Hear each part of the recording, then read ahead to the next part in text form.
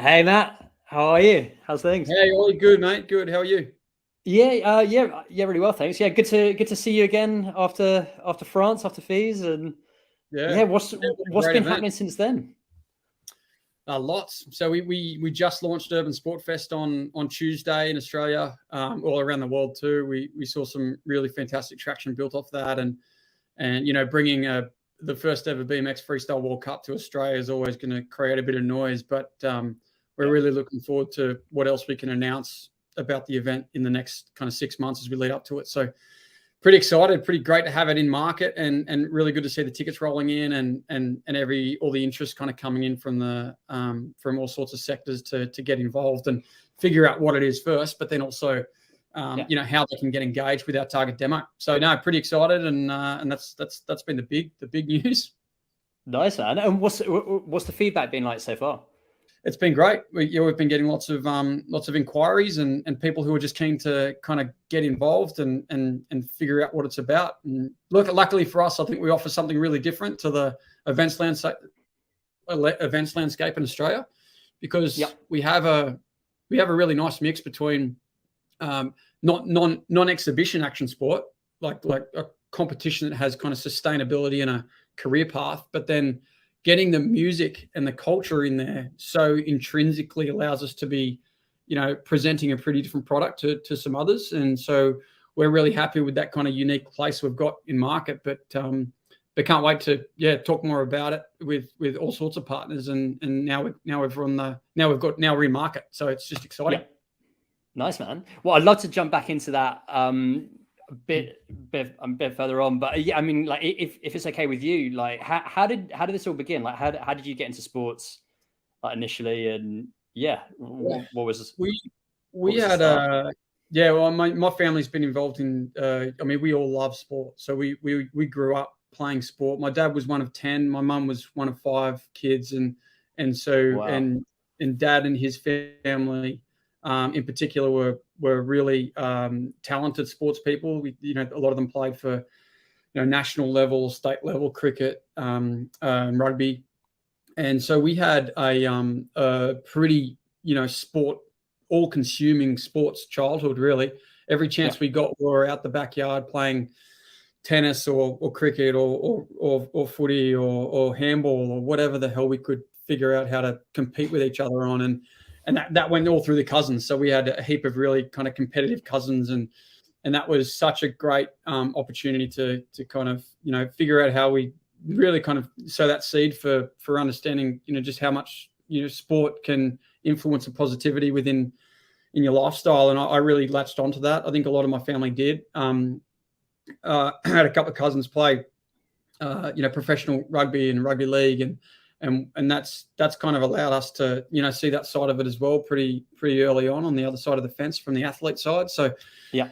it's really exciting. And what we've got is, we're in Newcastle, so obviously kind of rugby league heartland and Hmm. sports lovers generally, but just a really saturated sports loving community. And we were really fortunate to grow up in that area of the world and surf quite a lot. Obviously, we've got great beaches down there, so Yeah, some uh, amazing waves around there.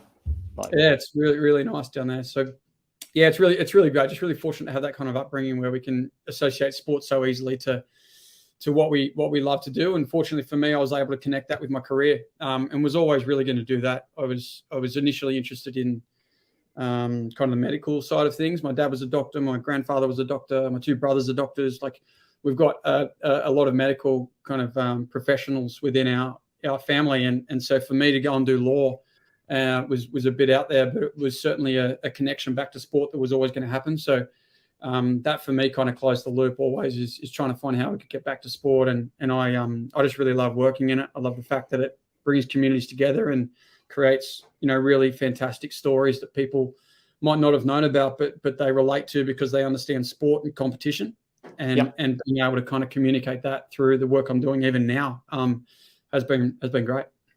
And was that your plan when you started to study law? You thought you could kind of take it back to sport and yeah, Not and really, like sort not of look at the really. media side of sport and law, or Yeah, it wasn't when I started. I did a sports law course at Bond Uni, and and that was probably when it started. So I didn't really know that there was a proper connection to sport when I started law. To be honest, I did law off a whim. I kind of got lucky with a scholarship to Bond, and for me, I was able to do a law degree in 2.5 years. And so for that reason, I basically went and did it, thinking it would be a fantastic just stepping stone to whatever I wanted to do.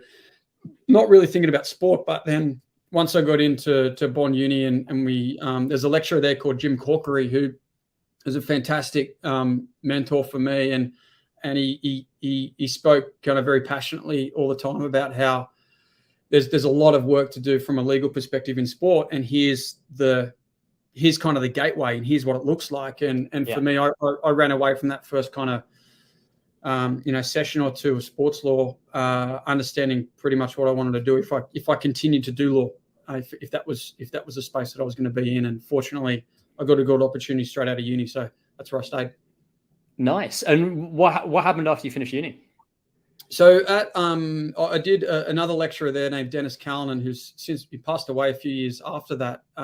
He was a really influential surfing lawyer and kind of surfing personality around Gold Coast. And he was a lecturer at Bond Uni. So he and I worked together pretty closely on sports management courses he was running. And he connected me into the ASP with Rabbit Bartholomew and Brodie Carr, who was the CEO at the time.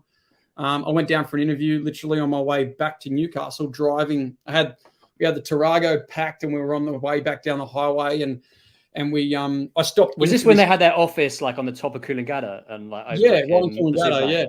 Yeah, that's it. Yeah. So they got. I still believe it's the world's best office. You're sitting there looking at the bank with an incredible view straight down Greenmount and over to Kira, and it's I worked there for a long time, probably a lot of reason because of that view. But we had that kind of interview before I headed back, and I actually had a job lined up in Newcastle as a lawyer, but I'm not going to say no to working as a junior in ASP at the time. It's just like a dream come true. So I stayed on the Gold Coast and then started working there as a junior, and kind of worked my way through with working part-time for a law firm named Chalmers and Company, and that was run by a guy named Mal Chalmers, who's a fantastic mentor of mine, definitely one of kind of the father figures of my life, and he's got he's had an incredible influence kind of on the surfing community in Burleigh, and that was allowed me to kind of really tap into properly who was influential there, as well as bring the professional side of what I was doing into ASP, which didn't really have lawyers at all, outside of some corporate guys who were helping them out with the things they needed, because they were a not-for-profit at the time. And they really just were trying to keep things moving as a rights holder more than an executor of rights, like an events kind of manager or anything like that. Yeah. So that was really interesting, because you got to see the rights from the top down. You could see kind of all the international rights that ASP had as a surfing governing body.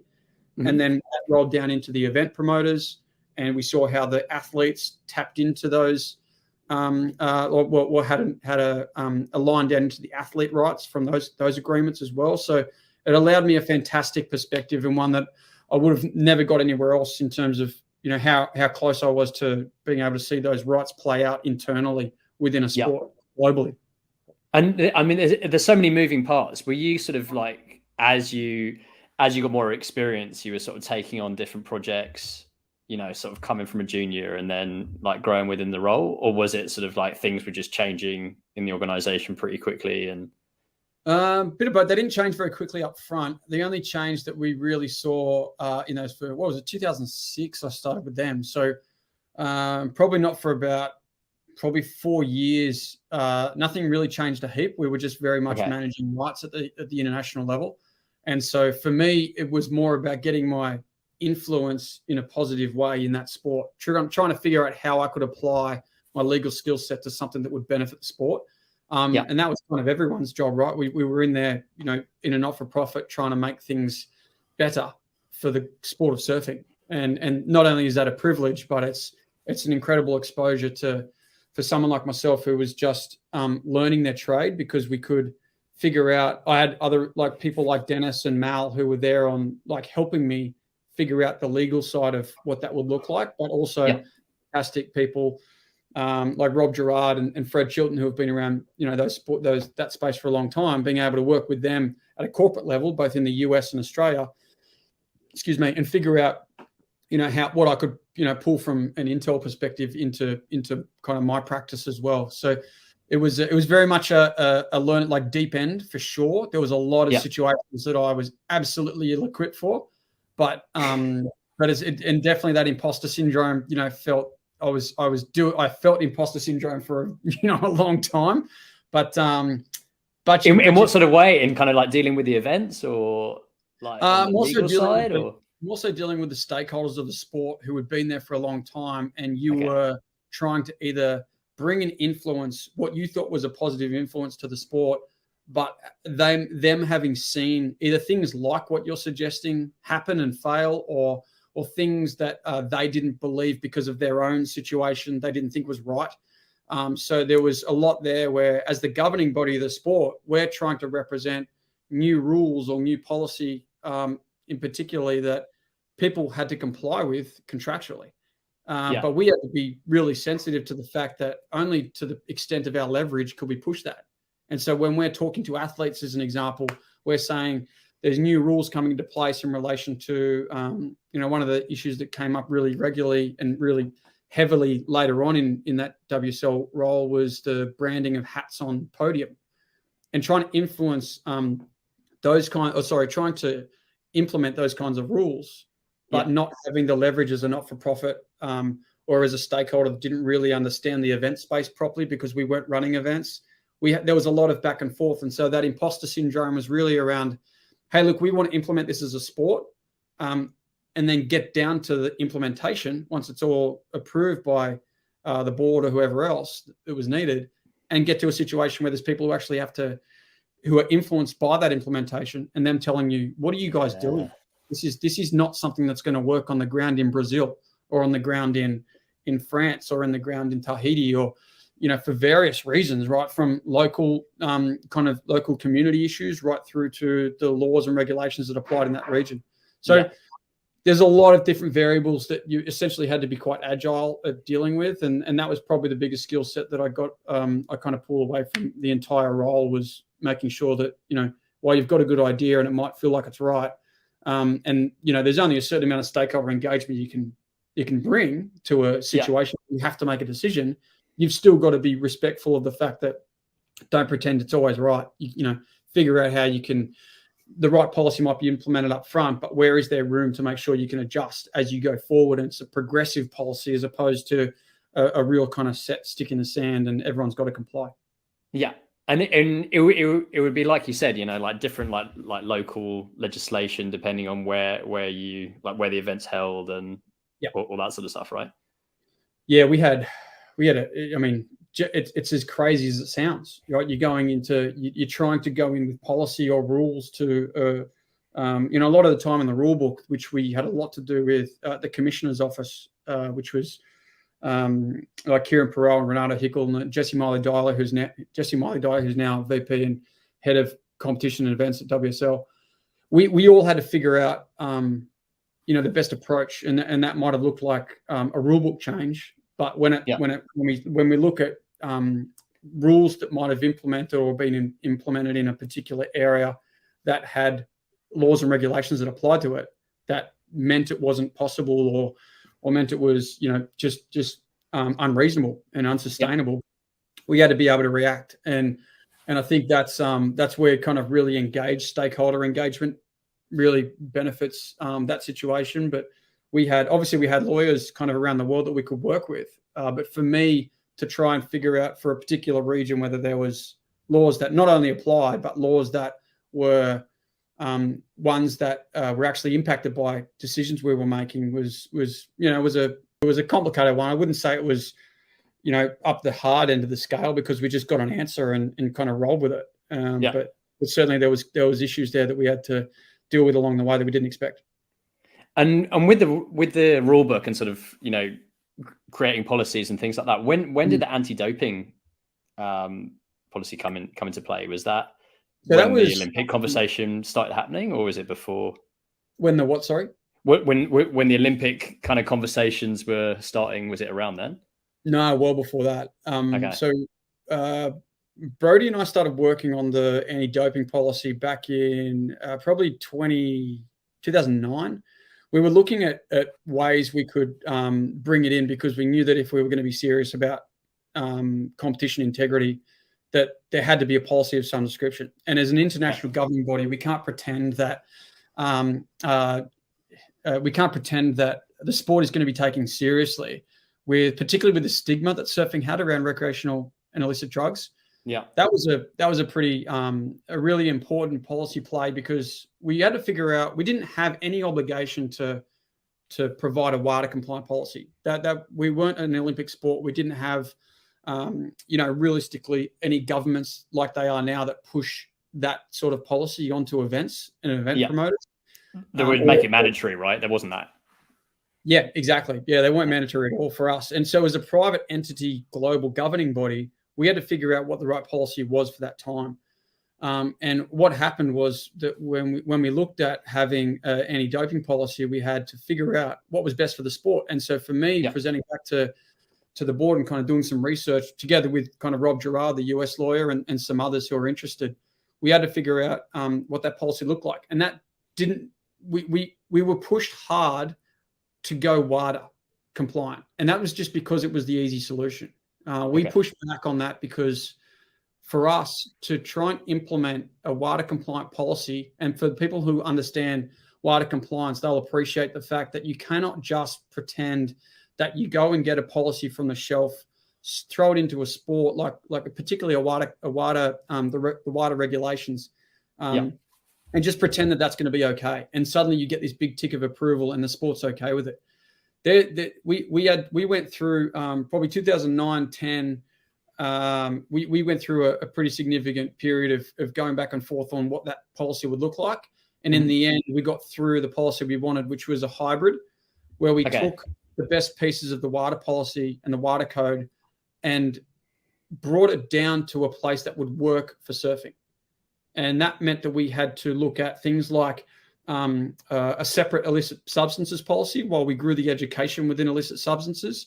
And then also the whereabouts policy, which for surfing is just like the world's hardest sport to implement, right? You get all of our top surfers at a moment's notice will drop everything and go to Fiji, go to a swell, go wherever it is. So a whereabouts policy on where they are over 3 months, and pretending that that's realistic it just wasn't. It was something we pushed back on, because realistically, it's not something that was going to help the sport, right? So essentially what we did was come up with a hybrid and pull the best out of it.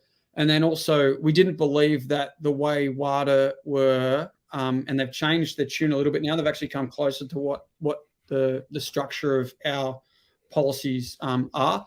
Well, the WSL policies are. But at the time, they were very stringent on illicits being considered performance enhancing.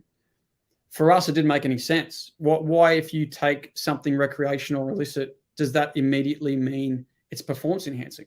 That's not the case with almost all of those substances. So we create our own version of that, which is, hey, if you take something and it's considered performance enhancing, it absolutely goes into that realm of performance enhancing.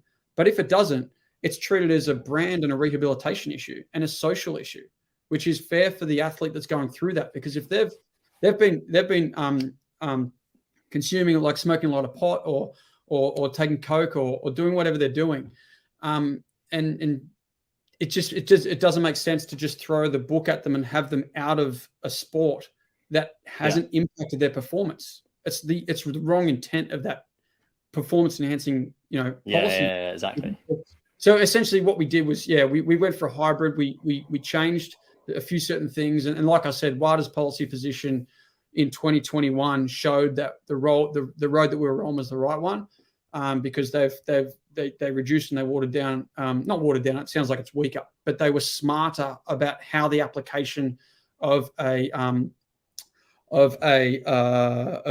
substance positive that's an illicit or declared an illicit could be considered performance enhancing or not. Yeah. And like, would you say like during your time there, was the biggest shift taking it from a non-for-profit and then moving it over to, a for-profit organization? Was that kind of mean, that's got big to time. be, yeah, Yeah, that whole structure. You would have been pretty busy during that time, right? I mean, yeah, I everything mean, going yeah, on. there was lawyers from both sides kind of busy on that. We were all looking at it pretty carefully and making sure that again, I mentioned stakeholder engagement before and how important that is, but the stakeholder engagement for that particular process was huge, and it needed to be. It was the biggest corporate change that the sport had ever seen, and for us to be able to advise our members, being the surfers and the brands at the time, that this was good for surfing, meant that we had to, present what was, and not even particularly me, but the management committee at the time, present something that made a lot of sense to the stakeholders, and it ended up being a positive one. And so the deal was done, and it was moved from a not-for-profit Australian entity over to a for-profit LLC in America. Yeah, and like how was that whole transition of sort of then moving it, moving it over there? I mean, was there sort of like did the team have to get bigger in like internally, and was there kind of more just like there would be more stakeholders involved in it, right? Like you were saying. Big time. Yep.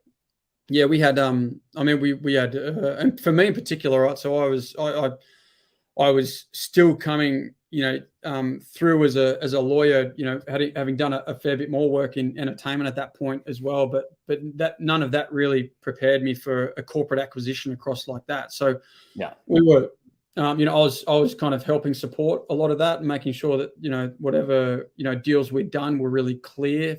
But we had I think it was 13 events at the time that were all owned by, or sorry, own's the wrong word. They were all run by brands, and so we essentially had to bring all those rights back into central, back into HQ, and then run them ourselves. And that was the intent of the new organization. So it was agreed that would be the way it went. So there was a lot of work in working with, again, stakeholder engagement, trying to make sure that what the sport agreed, or what the board agreed was best for the sport, we were able to implement. And that was a lot of, again, more so kind of stakeholder engagement and legal work. Yeah. But once you've got an understanding that it's best for the sport, the legal work is just a reflection of what's been agreed. So a lot of the hard work's done at that point. Yeah. And were you sort of working outside WSL, didn't you set up your own company kind of sort of at the end of that time, and you were kind of sort of doing different sort of consulting work for different sports organizations and things? And yeah, it was before that actually. So in 2010, I started my own law firm, and it was a sport and entertainment law firm. So at the time, I essentially, the law firm I mentioned I was working for at the start had merged with another one, and I wanted to do my own stuff. So I went out on my own, and that's when I picked up Fashion TV as a client. I actually already had them, but I was in-house with Fashion TV here in Oceania for a few years, and worked closely with that team to bring an exclusive deal to this part of the world for Fashion TV, the TV channel box. And we did a heap of work around the brand kind of opportunities of what that looked like for that company. And there was a lot of opportunity. There was it's a fantastic brand. It had a lot going for it. It was very popular, but it was a wallpaper channel. It's a channel that you have on in the background. It's not unless you're drunk at 3 a.m. and you're coming home and things are just on TV, it'll be like that'll be on. You just kind of like on your phone or something, kind of, and that's just on the background, or in the hairdresser or in the bars. That's where it was big. But what we found was an opportunity to license that out for parties, for all sorts of different merchandise, for hair salon opportunities, all sorts of stuff, and use that brand in a way that hadn't been done before. So that was an exciting opportunity. But that was an example of another client that I'd still retain the surfing work with ASP at the time. Fashion TV was there, and then I had a few other clients as well, obviously from a small businesses to athletes to all sorts of things.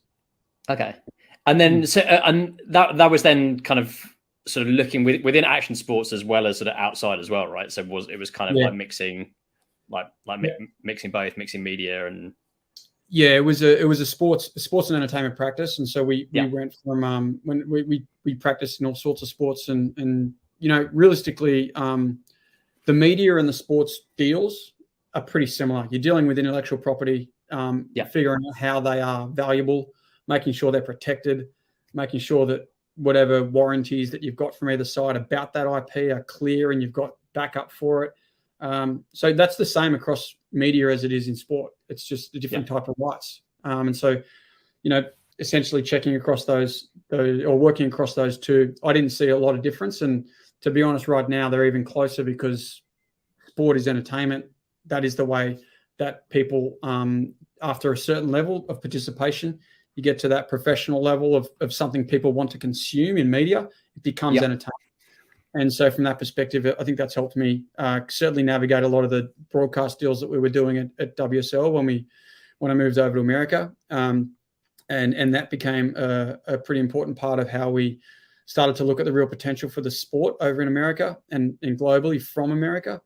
And then also figure out how it is that we can engage and leverage athlete rights to better the sport, which was obviously a negotiation that we handled, over a long period of time with the athletes and trying to get that athlete agreement right. And how would you say, like, it's kind of like now looking back and sort of all the work that you've done for WSL and like for other clients, like looking at the differences between action sports and then mainstream sports and sort of bringing those action sports forward, how what would you say is kind of like you've kind of found from sort of how those sports can kind of can grow, but in a kind of sustainable way, should we say? Yeah, I think there's a lot to be said about the digital strategy of sports like action sports, and I guess it's important to talk about which ones there, because when we talk about matured ones like surfing and skate who have their own professional tour, and like downhill skateboarding's got a fantastic professional tour around the world that's often overlooked. These big kind of more mature established pro tours and those sports are very, very good at engaging online community. And it's because they've had to. So in surfing, for example, we could never go to terrestrial television and say, hey, block out 2 weeks of your channel and we'll tell you when the surfing is on. We don't have a 2 p.m. at Wimbledon on a Saturday when we will have 2 of the best players in the world playing.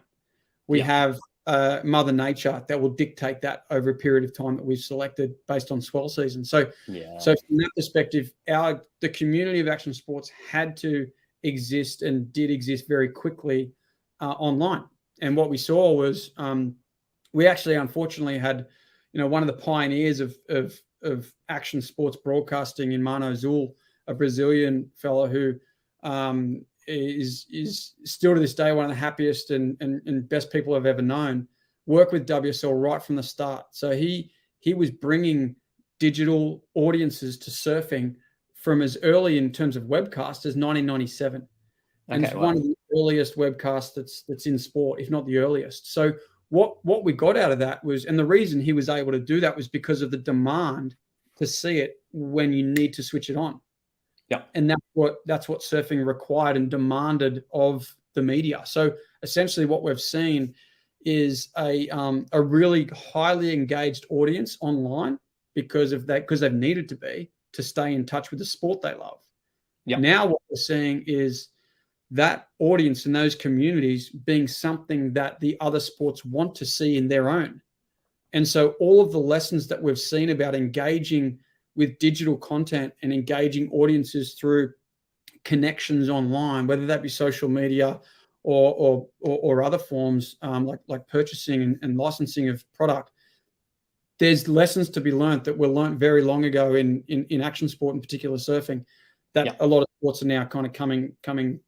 And I feel like they're all, if they're not coming to digital, right? Sort of sort of going more so towards that side. And would you say like golf? I mean, that's a pretty sort of standout one. That's something that needed a bit of a shake up. And Yeah, it is. Yeah, yeah. I'm doing a bit of golf at the moment, and there's certainly a very good example right there where we have Yeah.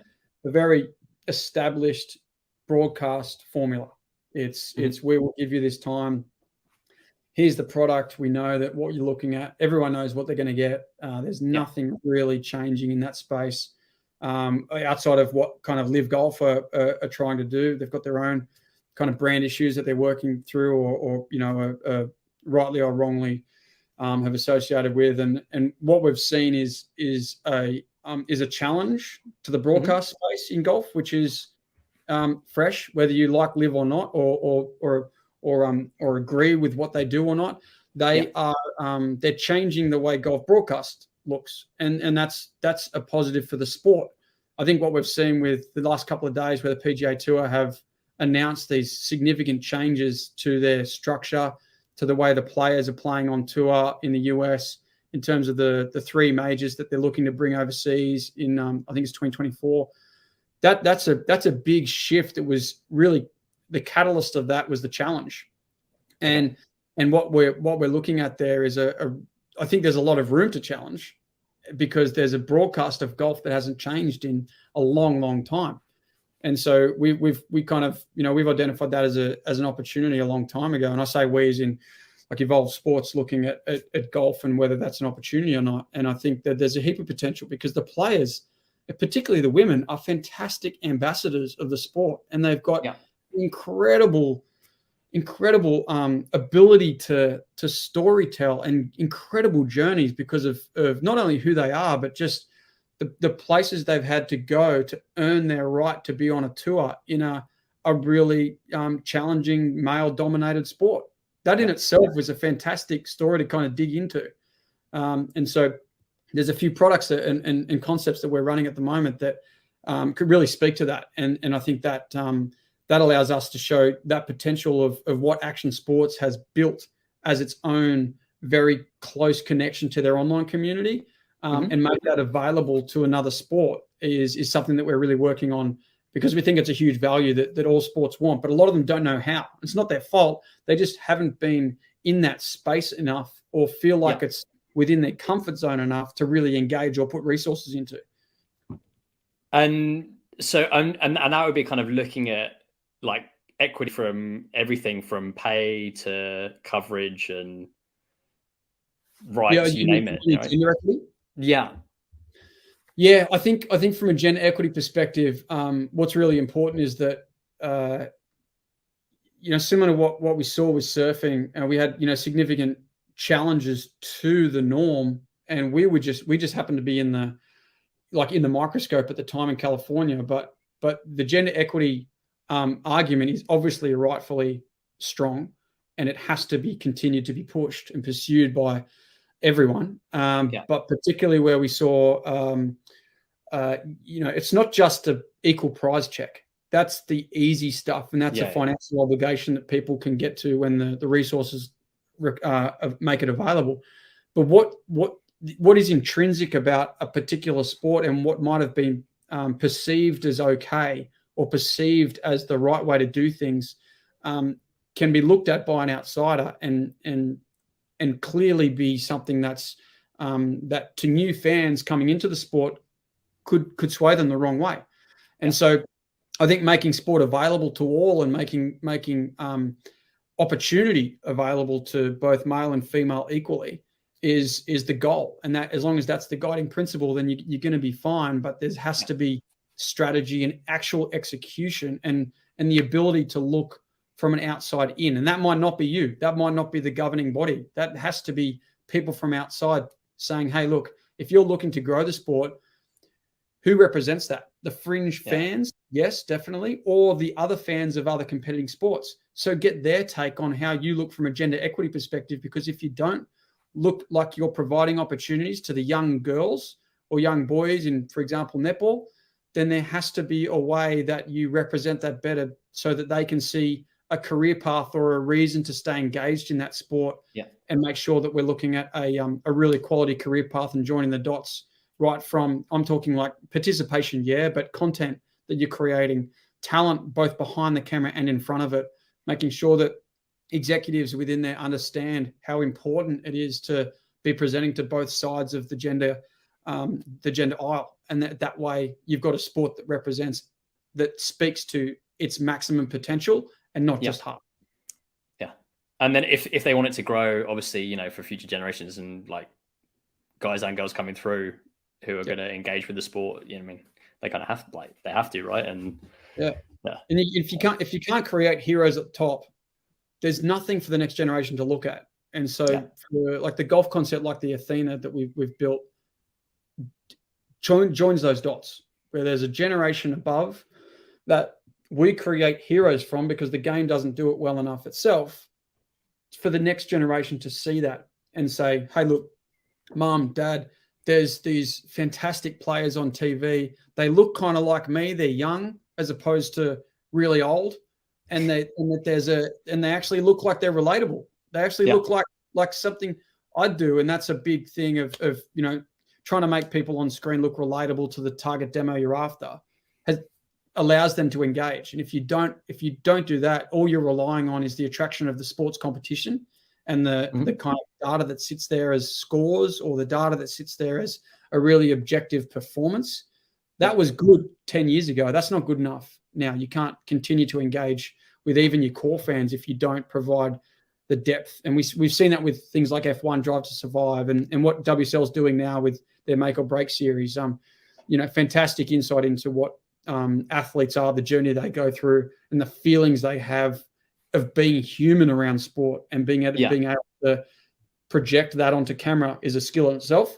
But the production team have to be good at that, and the sport has to be good at that, which I think is where we're seeing those skill sets switching from marketing teams in sports, and that's a good thing. Which has kind of been the case in the past, where they kind of portray them as being, you know, these sort of robots, and you know they're not human. Everyone's kind of put on this pedestal, and it's good that it's relatable, and everyone is, you know, going through these emotions, right? No matter if they're a professional athlete or not. Which is kind of you know, to a certain extent, it's negative in that there's a professionalism that people kind of hide behind, and they say to their athletes, "You got to be professional. Like you can't go out and tell the camera that you were upset about losing. You've got to be really congratulatory of the opponent. You've got to say, you know, credit to the boys because it was a really, you know, really strong hard fought match. And, you know, it was a game of two halves, and the cliches come out because none of them have enough media training to be, you know, authentic about what they're told to be doing. But there's a long, particularly having worked in that discipline space for sport, where we're judging where that professional line is. We did that for a long time. I did that for a long time with surfing.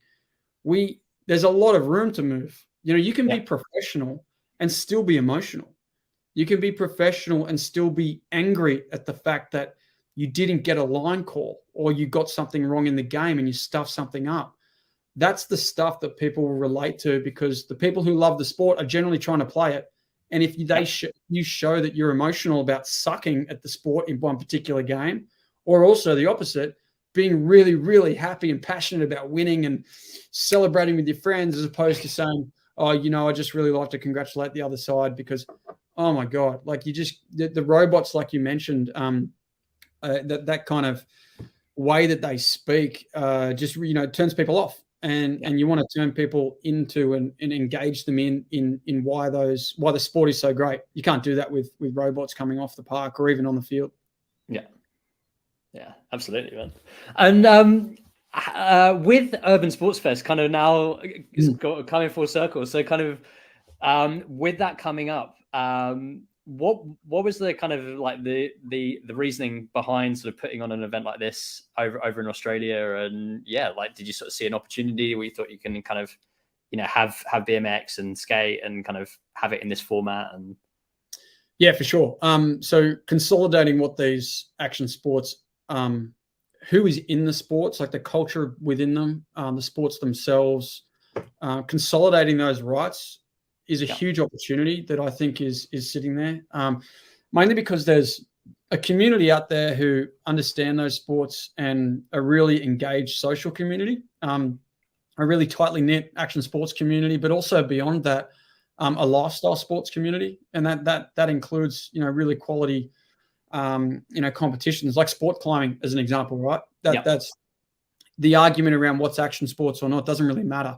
If you essentially, the way I look at it is the action and lifestyle sports sector is built off lifestyle and culture first. So they're doing it every afternoon because they love it. They're doing it with their friends because they love it, because they get to connect with their mates. And when you have that first, the competition becomes a significantly second priority. And so what we saw was how that community, and again, another reason, probably a lesson learning from action sports over the more traditional ones, is the fact that community can be so tight and then celebrate themselves and their friends when they're winning. And we saw that at the Olympics. So the idea is that we can really build a consolidation of those cultures and celebrate those sports as they are without even starting to talk about the Olympics yet. And then bring an event together in a space together where they can do that safely and with friends and family, and see the heroes who are incredibly good, the world's best at the sport they love. And it's not because they want to be good at competitions, because they just love BMX riding that afternoon at the park, and they want to come and see the best in the world.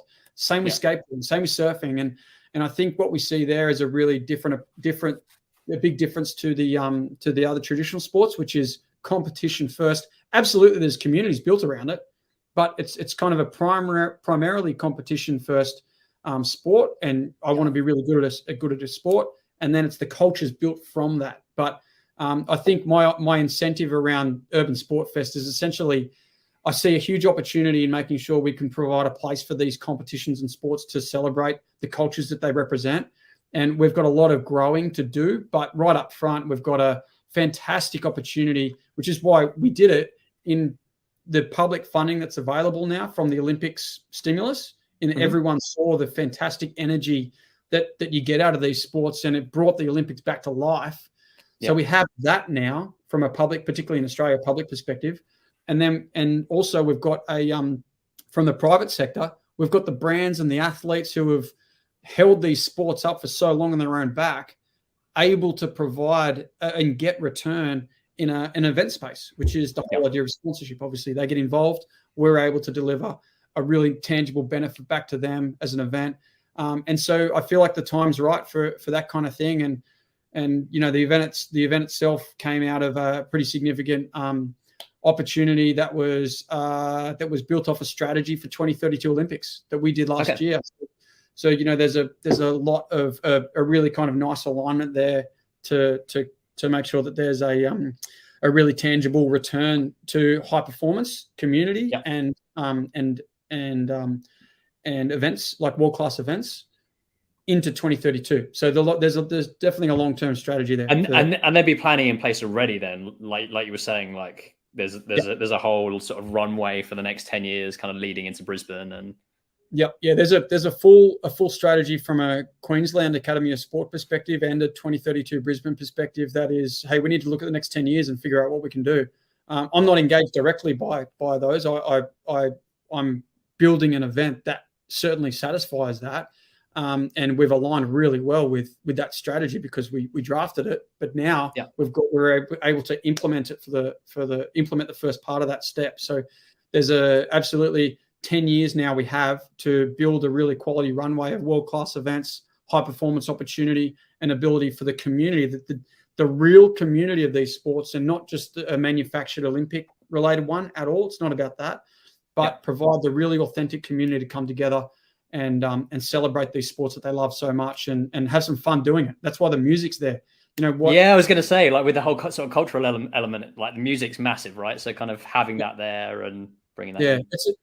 I don't think you can have a proper sports event like we're looking at without an equally important music element. So there's a sports program and a music program that we're going to be marketing absolutely equally.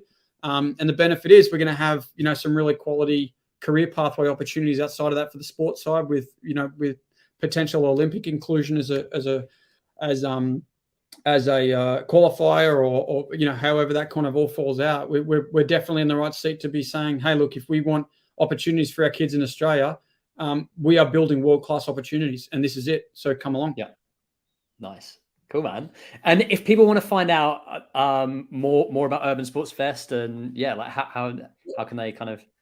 Yeah, you can find the website's urbansportfest.com. We've got the obviously Instagram and Facebook at Urban Sport Fest. And look, we're really excited to kind of be bringing in a really new product to market from an event perspective and an engagement perspective to that Gen Z audience and their families. So if anyone's got any questions or would love to just get in touch about it, then by all means, shoot us a DM on social through those accounts, and we will handle that and get back to you straight away. Awesome. Cool, Matt. Well, thanks so much for your time, man. And yeah, I've definitely got to get over to the Gold Coast come December and check it out. And yeah, fantastic, mate. Go for a surf over there. Yeah, it's looking good at the moment, so that'll be good. Cool, man. Thanks, mate. Good to speak to you.